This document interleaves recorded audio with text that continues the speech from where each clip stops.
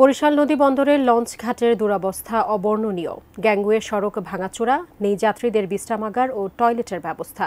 যাত্রীদের দুর্ভোগের আরও খবর জানব বরিশাল প্রতিনিধি মোহাম্মদ হুমায়ুন কবিরের কাছ থেকে। সরাসরি যুক্ত হচ্ছি তার সঙ্গে। হুমায়ুন কবির, লঞ্চঘাট এবং বিভিন্ন নৌঘাটে পর্যাপ্ত সুযোগ সুবিধা না থাকায় যাত্রীরা যাতায়াতে চরম দুর্ভোগ হচ্ছে এবং এখানে সব জায়গায় আমরা অনিয়ম দেখতে পাচ্ছি। উন্নয়নের নামে যে কাজ চলছে সেটি বছরের বছর পড়ে থাকছে। এতে বিশেষ করে যে লঞ্চে যে যাত্রী উঠে নামার জন্য দুর্ভোগ পথ হচ্ছে, গ্যাংওয়ে ভেঙে গেছে, টার্মিনাল অবস্থাও ভালো না, পন্টুন বেশিরভাগ জায়গায় ভাঙাচোরা এবং বিভিন্ন জায়গায় আমরা দেখতে পাচ্ছি যে এই বরিশাল যে নদীবন্দর, এই নদীবন্দর উন্নয়নের নামে কাজ চলছে।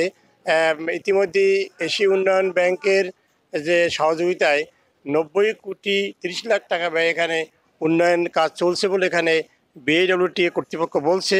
কিন্তু কাজগুলো ধীর গতির কারণে এই যাত্রীরা এখানে দুর্ভোগের শিকার হচ্ছে।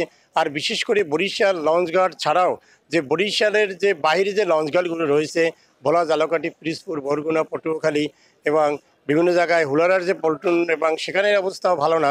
সেখানেও যাত্রীরা সেখানে হয়রানির শিকার হয়েছে। আরেকটি যে জিনিস আমরা বলি, যাত্রী অভিযোগ করেছে অনেক ক্ষেত্রে দেখা যায় যে তাদের যাতায়াতের ক্ষেত্রে, মালামাল পরিবহনের ক্ষেত্রে এখানে এখনও সেই আগের মতোই ইজারাদের দৌরত্ব রয়েছে এবং তারা এতে ভুক্তভোগী। যে কোনো টার্মিনাল এবং সেখানে যাত্রী ছাউনি নেই ভালো টয়লেটের ব্যবস্থা।